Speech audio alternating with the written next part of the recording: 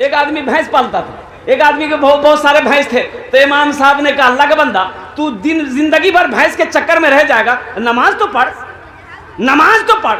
भाई नमाज तो फर्ज है ना, नमाज किसी भी हालत में किसी के ऊपर माफ नहीं है। तो इमाम साहब ने समझाया, अल्लाह का बंदा नमाज पढ़। वो बोले कि हजरत क्या करे, हमको तो फुर्सतें नहीं मिलती है। वो इतनी भैंस है ना, वो चारा खिलाओ, दाना खिलाओ, बात लेके जाओ, वहां से आओ, बहनो, गोबर उठाओ, इसी में दिन खत्म हो जाता। तो हजरत ने कहा कि अल्लाह का बंदा, अगर तू नमाज पढ़ेगा ना, फायदे ही फायदे हैं। तो भैंस वाला बोला कि क्या फायदा है, बोलिए क्या फायदा है। तो हजरत ने कहा कि देखो, अगर तू नमाज पढ़ेगा ना तो तेरी भैंस दूध ज्यादा देगी, भैंस दूध ज्यादा देगी। ये बेचारा लालच में आ गया, एकदम नहाया धोया, गुस्ल किया और ठीक फजर की नमाज पढ़ा। आके फजर की नमाज पढ़ा। अब फजर की नमाज पढ़ के घर गया, देखता कि एक भैंस उसकी मर गई। बोला अल्लाह, ये कौन नमाज हुई, ये नमाज शुरू करना भैंसे मरी गई।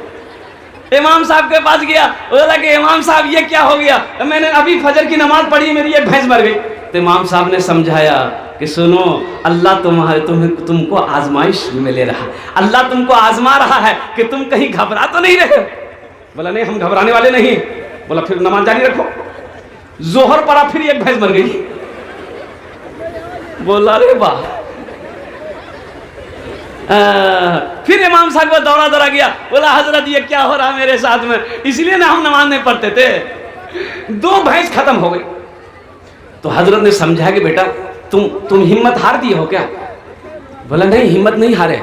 बोला अल्लाह तुमको आजमा रहा है, इम्तिहान ले रहा है कि देखे मेरा बंदा सब्र करता है कि नहीं करता। बोला एकदम सब्र करेगा। असर पड़ा, तीसरी भैंस मर गई। क्या भैंस मरी? 3 भैंस मर गई। वो भैंस जो मर गई ना, तो उसका बच्चा जो था ना भैंस का, अब वो मां मर गई तो चिल्लाएगा कि नहीं चिल्लाएगा। मां डकार मार के चिल्ला रही है। ती भैंस वाला बोला कि ज्यादा चिल्ले ले ली थे, दी नफल पर ऊत तो चलो जी।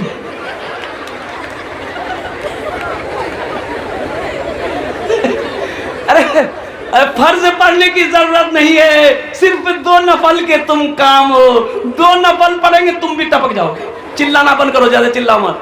अब कुर्बान जाओ। नमाज तो देना चाहती है मेरे बच्चों, नमाज नवाजना चाहती है, नमाज नवाजना चाहती है। नमाज को अपनी जिंदगी में लाओ, नमाज जैसा अमल को जिंदगी में लगाओ। हश्र के मैदान में सबसे पहले पूछ अगर होगी तो नमाज की। किसकी पूछ होगी? नमाज कभी किसी हालत में मुआफ नहीं है। जब तक होशो हवास में आप हैं उस वक्त तक नमाज। अल्हम्दुलिल्लाह, बैठ जाए। ले लीजिए हजरत, ले लीजिए। माशाअल्लाह, ठीक है, बैठ जाइए आप। हाँ बैठ, इंशाअल्लाह बैठ जाइए। ए बेटा बैठ जाओ।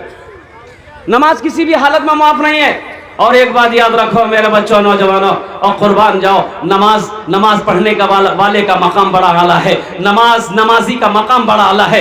जो नमाज पढ़ता है, अल्लाह तमाम लोगों के दिलों के अंदर में नमाज पढ़ने वाले की मोहब्बत को बसा देता है, मोहब्बत को डाल देता है। एक आदमी नमाज पढ़ने के लिए रात में निकला, तहज्जुद पढ़ने के लिए निकला, नमाज पढ़ने के लिए निकला, और जैसे ही घर से निकला कुछ दूर चला, ठोकर लगी, गिर गया। कपड़ा खराब हो गया, उठ के बैठा, कपड़ा खराब हो गया। बोला ये एक कपड़ा कीचड़ लग गया, अब मस्जिद कैसे जाएंगे। लौट कर घर आया, गुस्ल किया, कपड़ा बदला, फिर मस्जिद की तरफ निकला। भाई फिर मस्जिद की तरफ, अब भाई इधर ध्यान दो। ए बेटा, बैठ जाओ। तुम लोग उधर ही गए तो उधर ही क्यों नहीं रह गए भाई? अरे बैठो भाई, ए बेटा बैठ जाओ। और वही बात याद आ गई कि एक आदमी, हजरत तकरीर कर रहे थे, एक आदमी, इस्लाम नाम था उसका। इस्लाम क्या नाम था बोलो? अभी वो जलसा में आया ही था, पिंडाल में बैठने ही वाला था कि हजरत तकरीर कर रहे थे कि लोगों तुम नमाज नहीं पढ़ते हो, इस्लाम कितना पीछे। वो सुनील की बोली, मौली साहब हमरा किरण जानिल की हो,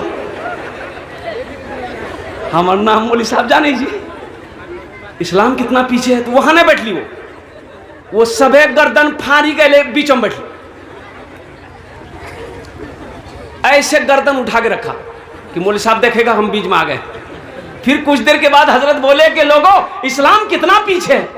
बोले अरे बाप, यहाँ भी मौलवी साहब हमरा बैठे नहीं दी थी क्या? तो बीच से उठ के आकर के आगे में बैठ गया। आखिर में हजरत बोले कि इस्लाम कितना पीछे है, तो खड़ा भागली। बोली कि तोर मुंह हम बैठवान में किया।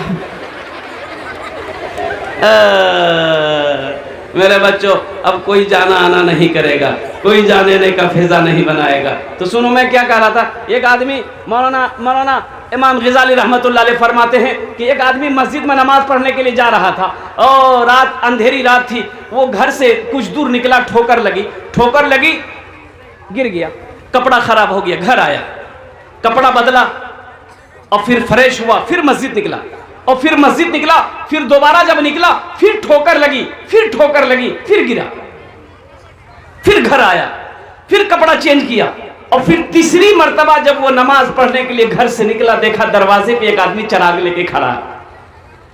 बड़ा खुश हुआ, भाई ये कौन है भाई? तो आदमी चिराग लेके आगे के जा रहा था, ये बेचारे नमाजी पीछे पीछे जा रहे थे। मस्जिद के दरवाजे तक गया रोशनी दिखाते हुए। वो नमाजी मस्जिद के अंदर दाखिल हो गए, नमाज पढ़ी, ये चिराग लेके मस्जिद के दरवाजे पे खड़ा रहा। वो नमाज पढ़ के जब निकले तो फिर ये रोशनी चिराग का दिखाते हुए इसको घर तक पहुंचाया। तो ये नमाजी आदमी जो था ये पूछा कि भाई तुमने मेरी मदद करी, हम 2 मरतबा गिर चुके थे, तुमने मेरी मदद करी, मैं नमाज पढ़ लिया, तेरा शुक्रगुजार हूं, लेकिन अपना नाम तो बता, हम तो तुम्हें जानते नहीं, तुम कौन हो, नाम तो बताओ। तो बोला कि मेरा नाम इबलीस है, शैतान है। हम बोले शैतान और नेक काम? शैतान तो नमाज पढ़ने से रोकता है, अब तुमने रोशनी दिखाकर मस्जिद तक पहुंचाया। तो शैतान बोला कि दरअसल बात यही है कि पहली मर्तबा जब आप मस्जिद के लिए जा रहे थे, ठोकर लगी, गिर गए, तो आप जब गिरे ना, अल्लाह आपके सारे गुनाह को माफ कर दिया। सुभान अल्लाह, बोलो तो माशाअल्लाह। अल्लाह आपके सारे गुनाह को माफ कर दिया। दूसरी बार आप गिरे तो अल्लाह ने आपके खानदान के सारे लोगों के गुनाह को माफ कर दिया। तीसरी मर्तबा आप जा रहे थे, हमको डर था कि अगर तीसरी मर्तबा कहीं आप गिरे तो पूरे मोहल्ले वाले का गुनाह को अल्लाह माफ कर देगा। हम नहीं चाहते थे कि मोहल्ला वाला का गुनाह माफ हो। ये कौन था भाई? कौन था? ये शैतान था। इन्ना शैताना लिल इंसानी अदुव्वुम मुबीन। मेरा अल्लाह कहता है कि ये शैतान तुम्हारा खुल्लम खुल्ला दुश्मन है, ये शैतान तुम्हारा खुला हुआ दुश्मन है। इसलिए मेरे नौजवानों, मेरे बच्चों, नमाजों की पाबंदी करो, नमाज को कायम करो, नमाज सीखो, नमाज पढ़ो। नमाज किसी भी हालत में मुआफ नहीं है। जब तक होशो हवास में हो, नमाज का वक्त हो गया है तो नमाज अदा करना जरूरी, फर्ज है। नमाज माफ है भाई? नमाज माफ है तो इंशाल्लाह पढ़ोगे? कितने लोग आज से तैयार हो इंशाल्लाह?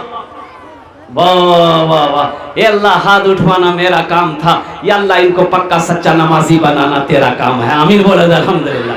मस्जिद का जलसा है। अल्लाह का घर कौन बनाता है? जो अल्लाह का महबूब बंदा होता है, जो अल्लाह का बरगुज़ीदा बंदा होता है, जो अल्लाह का नेक बंदा होता है, जो अल्लाह का चहीता बंदा होता है, जो अल्लाह का प्यारा बंदा होता है, वो मस्जिद बनाता है। मस्जिद में किसका पैसा लगेगा? जिस पैसे को मेरा अल्लाह कबूल करेगा उसी का पैसा मस्जिद में लगेगा। जिसको अल्लाह तौफीक देगा वही मस्जिद बनाए।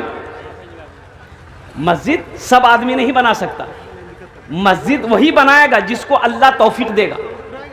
कुर्बान जाइए, मस्जिद नबवी की जब बुनियाद रखी गई, तमाम सहाबाए कराम काम में लग गए, मस्जिद बनाने में लग गए। तो अल्लाह के नबी बैठे हुए थे, आपने फरमाया मैं बैठा क्यों रहूं, मैं भी तो इसमें हिस्सा लूं, मैं भी इसमें हिस्सा लूं। अल्लाह के नबी सल्लल्लाहु अलैहि वसल्लम अपने दामन में